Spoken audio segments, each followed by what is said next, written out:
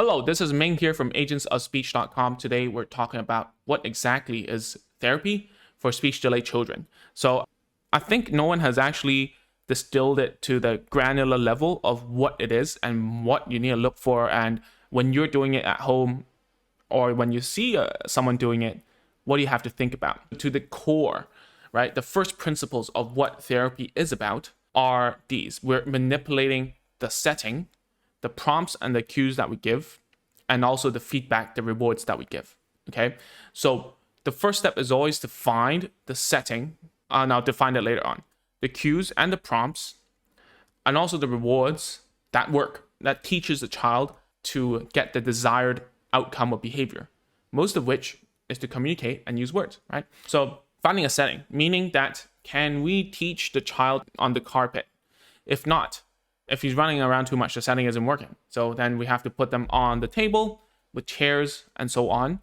So maybe that would work. Usually it would. And then you start to have to think about what rewards will get the deed done, right? So you cannot always just lean towards letting the child do whatever they want.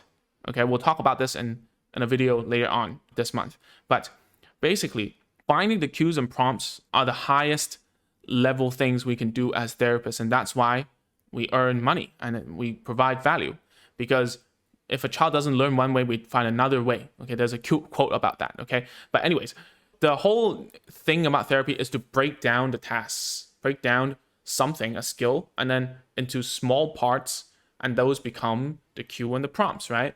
So for instance, if we're teaching something very, very simple, like for instance, matching, right?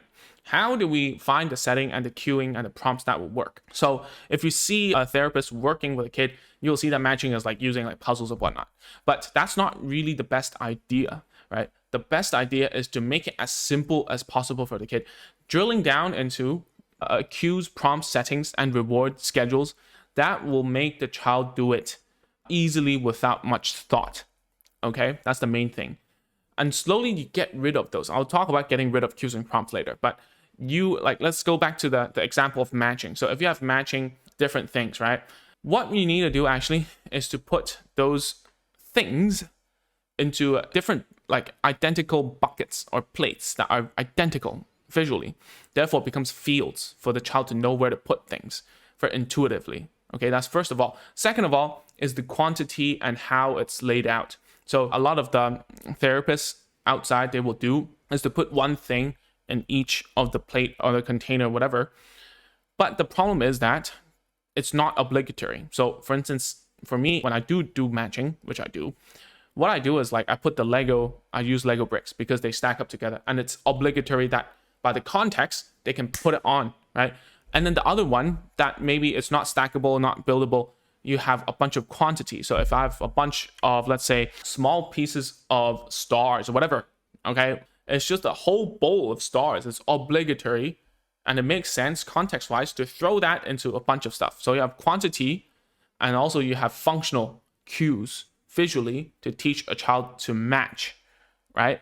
So getting rid of those cues and prompts, right? Getting rid of it. So when you have a cue and a prompt that works, you have to stick to it, okay? Too many times I've made that mistake when I was younger, is that I got asked by a supervisor. So he's like, what's your cue? What's your prompt? What's the level? And I say it. And then she asked, then why aren't you using it? And I said, well, I want to try to do something else. And then she's like, well, did you get paid to do something different? Are you getting paid to teach a child this thing? And I'm like, yes. And then she's like, so you found a way that's working. Why aren't you using it? And I was dumbfounded because she's right and I was wrong. And I love being wrong because when I'm wrong, I'm learning. And I want you to think the same way as I am as well. All right. So when someone who has done it tells you that, yo, this is not right. What are you doing? Stop doing something new. Stick to the things that's been working. You have to listen, because a lot of times I see parents, they purchase courses from us. They ask me things and coaching. They ask all the people in the world and they start doing their own thing. What's the point? Like, someone has gone through the stuff that you're facing and you ask for the advice and you don't take it.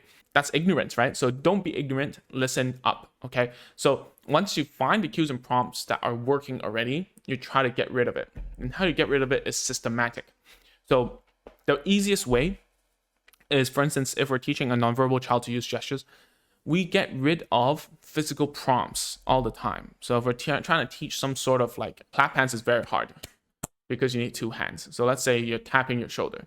So the first step is to totally do it for them. The second step is to like just like this, push them here and let them finish, right? The third step is just to initiate for them, just to like just hit their hand, not hit. Okay, so just slowly tap their hand so that you do that. The last step is just a gentle reminder that they have to do this, right? So you see very quickly that it's been reduced, and the last reduction is it becomes a gesture to tell them to initiate the action, and the action becomes so small that it's gone, you know, and then the skill has been acquired.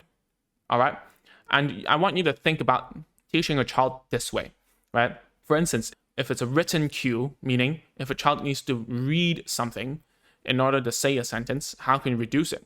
Cover the words, make the words, you know, like take away some letters, make it underscored, use less words, or maybe only the first letter. All these things you have to be in your mind about thinking how to reduce the cues and the prompts, okay? So all these things you've done now. So what's the next step? The very next step for therapy is to move skills to real life. And that's what we call generalization. So this is a more technical video here, but I think this is best to parents who really care. And I hope that if you really care, you will watch this and you'll watch it to the end. So moving skills to real life is the most important step. So whenever we talk about a goal or whatever, we always need to talk about what setting we're doing it at. For instance, if it's during a structured task, it's going to be a lot easier. So, and then if it's during structured play, it's going to be a little bit harder. If it's going to be during like a group play, is going to be super hard. And if it's during of which just everyday communication, that's the hardest. Okay, so why is it hard? And it's because of how we learn skills anyways. So if you've learned any skill in your life, at least from my experience, right? So if you're learning to play like piano, okay, sitting in the house with a teacher, drilling it out the song should be easy, right? That's a setting, right? That's a cue. And playing it with the background music together, that should be easy. The next step is to remove the teacher and to play at home, right? And after you can play at home, can you play at school with a practice piano? If you can, then great. The next step is to play in front of the class. That's harder because there's more like social pressure and so on. It's the same for communication, right? Imagine yourself talking about something that you did practice before, but there's more people now and you don't know what to say and you're stuttering, right? So moving skills from a structured environment to real life is one of the most important things you can do for your kid and one of the hardest things you can do, right? So that's why therapy centers are still needed for this very matter, okay? So hopefully you have understood what I'm trying to say here. And if this makes sense to you, do comment below about all your questions and so on. I know this is a very high level video and I hope that you understand what I'm trying to say. The bottom line is this: if you found something that works for your kid, stick to it, don't change, right? And if it's working already, you got the desired outcome. Let's say you want your child to speak sentences, but you got a bunch of cues and prompts. Think about how to get rid of it, okay? Even those questions are cues and prompts, like what's happening, or okay, wait, what's happening isn't a cue because it's a prompting question to start the response, right? But what I mean is, if you're asking a question, who is this? What's happening here? What happened after whatever? And then you ask them to say the whole sentence afterwards, then that's upon heavy cue. So you have to get rid of those. Maybe you should change those into visual cues instead of verbal. Okay. So anyways, that's all for today. I hope I haven't scared you off. And if you haven't, please go to agentsofspeech.com/checklist to grab a free list of tools and toys we recommend you to get. Okay. So that's all. I'll see you guys next time. Bye-bye.